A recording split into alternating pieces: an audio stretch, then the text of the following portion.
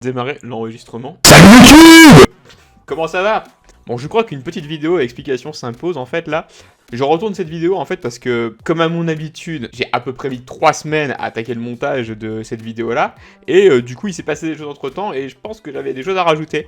Du coup, je recommence le tournage et c'est reparti pour un tour. Premier sujet de la vidéo, remercions les personnes qui sont arrivées il y a pas très longtemps parce que, oui, il y en a eu quelques-uns. Bon, il se trouve que j'ai fait un petit clip un petit peu aguicheur sur le Z-Event et... Bon, ça fait quelques vues. C'est juste le meilleur record de vues de ma chaîne, mais tout va bien à part ça. Bon, il y a eu quelques abonnés. Et sur Twitch, il y a pas très longtemps, j'ai eu mon premier raid et j'ai dû gérer à peu près une vingtaine de viewers. Moi qui ai l'habitude de faire entre 0 et 3. C'était assez intéressant, je dois vous l'avouer. Et c'est cool, c'était un bon crash test au final, quoi. Donc du coup, ouais, il y a eu un petit peu d'augmentation là du public sur la chaîne YouTube et la chaîne Twitch. Quel enculé! Donc un gros merci à tous ceux qui m'ont rejoint. Et justement cette vidéo elle est un peu plus cool que la précédente où j'étais assez vindicatif. Et ça m'embêterait que vous restiez sur un point d'entrée comme ça. Alors que je suis quelqu'un qui fait beaucoup d'humour et qui est tout le temps en train de raconter des conneries. Et que je suis pas tout le temps non plus dans l'agressivité. Hein. Mais merci à tous ceux qui ont donc liké et regardé et partagé en masse le clip qui parle du joueur du grenier. Et pour le coup, bah si vous êtes vraiment chaud, moi aussi je le suis. Donc allez-y, hein, n'hésitez pas à lui partager. Et peut-être qu'en 2023, il va peut-être vraiment me péter la gueule dans une vidéo et ça serait très drôle à voir, je pense. J'avais vraiment en fait sous-estimé l'impact que pouvaient avoir les shorts ou ce genre de petits clips en gros sur YouTube. Je savais que c'était important et que ça marchait bien, mais je pensais pas en fait que j'aurais l'occasion de pouvoir exploiter en fait le plein potentiel. Et au final, j'ai été assez surpris du résultat, même très surpris. Je me doutais que ça ferait quelques vues, mais vraiment pas autant. Et pourtant, on est quand même loin des clips qui font du 200 à 300 000 vues. Là, à l'heure où j'enregistre, on est à 7 000 vues, mais en vrai, c'est quand même mon record de vues, de commentaires et de likes sur ma chaîne, donc je ne peux être que content des résultats. Et j'espère que je vais réussir à faire des trucs assez intéressants sur cette chaîne pour vous fidéliser.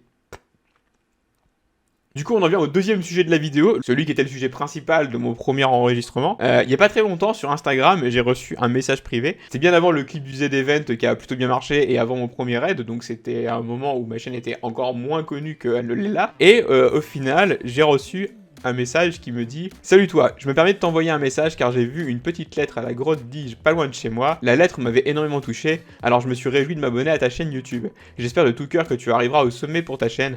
Tout le bonheur du monde. Sur ce, salut mon pote. » Et là, ça m'a énormément surpris. Et en fait, entre le moment où j'ai tourné la première fois cette vidéo et aujourd'hui, j'ai reçu un autre message du même type, mais cette fois-ci en commentaire sur YouTube. Et pour le coup, ça m'a complètement un petit peu mindfuck, quoi. Et après avoir réfléchi, j'ai trouvé qui était la personne qui avait fait ça. C'est un abonné qui a découvert ma chaîne avec ma vidéo d'algorithme de composition de musique. Il est rentré en contact avec moi et depuis, on échange quelques mails de temps en temps. C'est quelqu'un de très sympathique au demeurant. Et ça m'a énormément surpris parce que moi, j'ai une petite chaîne pour l'instant, je suis pas du tout connu. Et me dire qu'il y a des gens qui kiffent vraiment mon travail et ma personnalité sur internet au point de laisser une dédicace comme ça, j'ai trouvé ça mais extrêmement incroyable et aussi très touchant. Ça me va vraiment droit au cœur. Donc si tu me regardes aujourd'hui, bah merci à toi et surtout aussi merci à vous qui avez suivi la dédicace et qui êtes venu à ma chaîne. Par contre, j'ai fait quand même quelques recherches parce que bon, moi la grotte Dige en fait, je savais pas ce que c'était. Bon, déjà niveau géographie, je suis pas vraiment trop calé quoi. Je suis ingénieur en informatique, hein, faut pas m'en vouloir. Et de ce que j'ai compris, donc la grotte Dige qui est dans les Ardennes serait une réplique de la grotte de Notre-Dame de Lourdes et ce serait donc un lieu important de pèlerinage pour les chrétiens. Alors bon, pareil, hein, excusez-moi si je n'ai pas non plus énormément de connaissances en religion. Je suis agnostique, chacun est libre de croire en ce qu'il veut. Mais bon, forcément, j'ai pas trop de connaissances en n'étant pas religieux. Mais étant agnostique, mes compétences sont un peu limitées, quoi. Je suis plus à la limite passionné par toute la mythologie asiatique. Mais bon, les grandes religions de chez nous, je connais pas trop, quoi. Et en ayant appris ça, bah, je me suis dit que c'est encore plus ouf, quoi. Parce que c'est quelqu'un qui a vraiment été sur un lieu de pèlerinage, quoi. On n'est pas juste sur un flyer collé comme ça sur une vitrine de la boulangerie du quartier. C'est quand même quelqu'un qui est passionné, qui a été sur un site où apparemment on peut peut-être laisser un petit message à la fin sur un panneau. Je sais pas comment ça se passe, hein, je n'ai jamais été là-bas. Peut-être un petit peu à la manière donc des plaques volutives qu'on met dans les temples shinto pour y laisser un petit mot, un petit vœu, un souhait, un truc comme ça. Je sais pas, je pense que c'est quelque chose dans le style. Et du coup, voilà, quoi, me faire une dédicace pareille à un tel endroit et si touchant, et ben j'ai trouvé ça incroyable. Et donc là, on arrive au troisième point de cette vidéo. On va pas se mentir, j'ai pas un très gros succès sur internet pour l'instant. Soit sur YouTube ou Twitch, j'ai une audience qui est quand même assez limitée pour l'instant. Bon, malgré que j'essaie de persévérer parce que c'est quelque chose qui me plaît, bon, il y a des fois où, je vais pas le cacher, j'ai le doute. Je suis pas forcément toujours ultra serein et sûr de moi. Parce que je me dis, est-ce que ça vaut vraiment le coup d'investir autant d'énergie et d'efforts pour créer du contenu, pour au final avoir très peu de reconnaissance. Parce que je me contente pas juste de faire du contenu un petit peu à la con et un peu putaclic sans travail, quoi. J'essaye généralement de préparer mes vidéos, d'écrire le plan de ce que je dois dire juste avant de tourner, de savoir de quoi je vais parler. Et je passe un peu de temps sur le montage aussi pour que ce soit un peu dynamique et sympa à regarder, quoi. Donc généralement, une vidéo, il y en a pour plusieurs heures. Je dirais entre 10 et 20 en fonction de la taille de la vidéo. Et du coup, c'est un sacré investissement, ouais. Et pareil pour ma chaîne Twitch, en fait, hein, tous les assets que j'ai mis sur ma chaîne, que ce soit l'écran d'accueil, l'écran de fin, ou même mon layout, c'est tout moi qui l'ai fait moi-même. Et généralement, en fait, quand je crée du contenu sur Internet, j'aime vraiment avoir le contrôle sur toute la production et m'en occuper moi-même. Alors je dis pas que si j'avais un monteur pour me faire mes vidéos, ça serait vraiment cool, mais actuellement, en fait, quand je veux produire des petits éléments et tout, très rapidement, en fait, ça demande énormément de temps et de s'investir beaucoup. Et pour au final, aujourd'hui, un retour qui est relativement faible, quoi. Et donc ouais, des fois je me dis, est-ce que ça vaut le coup? Est-ce que je devrais pas peut-être tout simplement arrêter en fait? Et ce qui me fait continuer pour l'instant, c'est que je suis une sacrée tête de vache en fait, hein. Je suis quelqu'un qui est globalement persistant et surtout en fait qui ne veut pas reconnaître la défaite. Donc concrètement, bon, c'est déjà on va dire un point positif pour pouvoir continuer. Bon, là où c'est un peu compliqué, c'est que du coup des fois je m'entête dans un truc et que je m'épuise pour rien, mais on verra si ça fera pareil pour cette chaîne, mais en tout cas j'espère pas. Et le deuxième point qui est quand même très important qui me fait continuer, c'est que malgré tout, je suis passionné et j'aime ce que je fais. Donc tant que j'aimerais faire ce que je fais, je continuerai à le faire. Mais je ne nie pas que des fois il y a un peu de doute et un peu de flemme qui s'installe, parce que il n'y a pas beaucoup d'engagement derrière, quoi. Mais franchement, quand je vois des initiatives pareilles, de personnes qui viennent me faire des dédicaces comme ça, que je vois là que récemment on a fait un raid sur ma chaîne, que depuis mes streams sont beaucoup plus animés, et aussi que là il y a eu quelques personnes qui ont débarqué parce que le clip que j'ai fait a fait rire plein de monde. Franchement, je peux pas abandonner, quoi. Faut pas rater ça. Ça me donne vraiment envie de continuer. Et ne serait-ce que pour les quelques personnes qui sont fans et qui me laissent des petits messages et puis qui me disent vas-y, on a kiffé ta vidéo, et qu'au final, ces gens-là, peut-être qu'ils passent une meilleure journée après avoir vu une vidéo où je raconte des conneries, où ça les fait rire, quoi. Du coup, rien que pour ça, ça me motive à continuer, quoi. C'est pourquoi je vais pas lâcher l'affaire. Mais du coup, là, je vais avoir aussi besoin de vous. Oui, toi, derrière ton écran qui me regarde, là, et qui peut-être saute des moments de la vidéo, qui quitte avant de terminer, qui ne met pas un like, qui ne partage pas. Oui, je te parle à toi. Il va falloir que tu fasses des efforts. Il va falloir que tu mettes des commentaires sur mes vidéos. Il va falloir mettre un pouce bleu. Il va falloir s'abonner, mettre la cloche pour avoir les notifications. Et oui, vous la connaissez, la chanson où tous les youtubeurs vous sortent ça. Et voilà, moi aussi je suis un youtubeur, alors moi aussi je vous la sors. La chanson, bien évidemment. C'est pourquoi, dès lors que cette vidéo sera uploadée et mise en public, je vais lancer le hashtag Magetsu 2022. Je vais faire une véritable putain de campagne de propagande, de communication sur YouTube et sur tous les réseaux. Alors bon, non, je ne me présenterai pas aux élections de l'année prochaine, hein, bien évidemment. J'ai absolument aucune compétence pour faire de la politique. Quoique, quand je vois que les politiques d'aujourd'hui n'ont pas spécialement de compétences eux-mêmes, je me dis que j'ai peut-être toutes mes chances. Bref, c'est un autre sujet. Mais je vais quand même mettre une deadline de avril 2022 pour essayer d'accomplir des objectifs sur cette chaîne. J'ai 2 objectifs qui sont tout à fait réalisables et pas complètement capillotractés. Et 2-3 autres qui sont bien plus vénères et qui sont quasiment improbables à faire avant avril 2022. Mais sait-on jamais, je les mets histoire de dire, bon, si on a accompli nos objectifs, il y a aussi d'autres choses à faire derrière, et faut toujours continuer d'avancer. Ces objectifs, que sont-ils? Le premier, le plus important, la certification YouTube. En gros, pouvoir monétiser les vidéos, mes couilles, tout ça, quoi.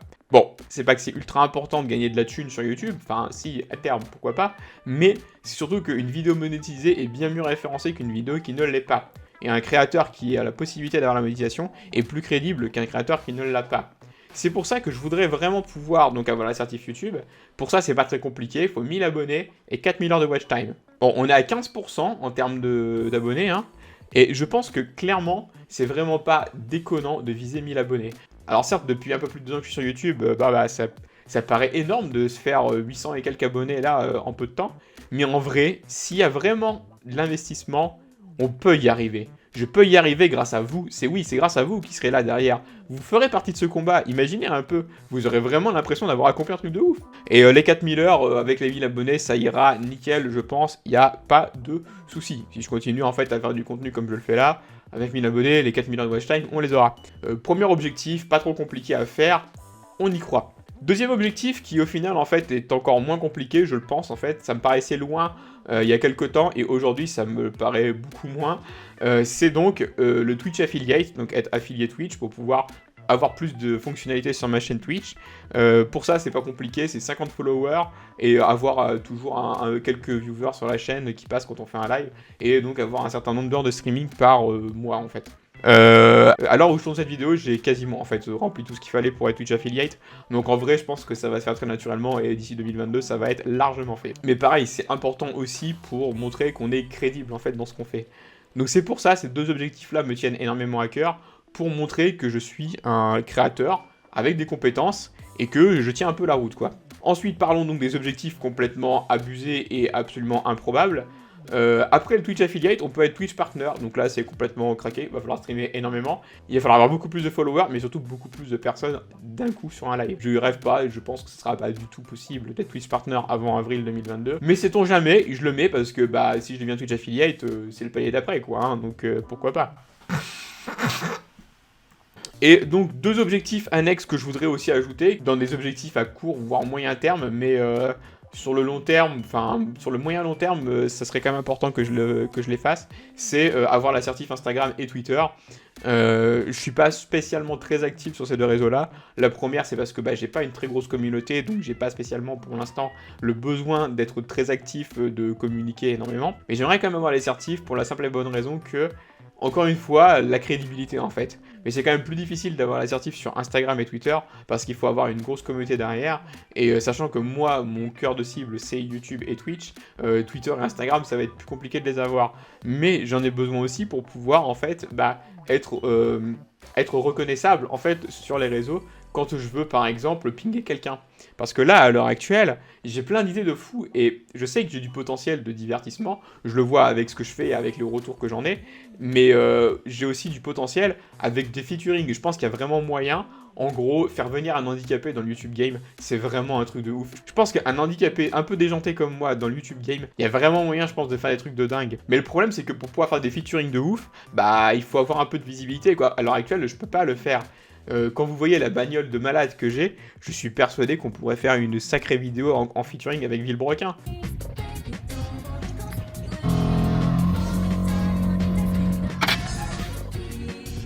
Et si là on reparle du fameux clip du Z-Event où le JDG mettrait un objectif de don où il ferait une vidéo où il casserait la gueule à un mec en fauteuil, si je veux avoir une chance d'être casté pour pouvoir être dans cette vidéo, faut que j'ai un minimum de visibilité aussi. Donc là, à l'heure actuelle, c'est pas moi qui peux moi-même en fait démarcher les gens, ce serait juste la communauté qui pourrait le faire.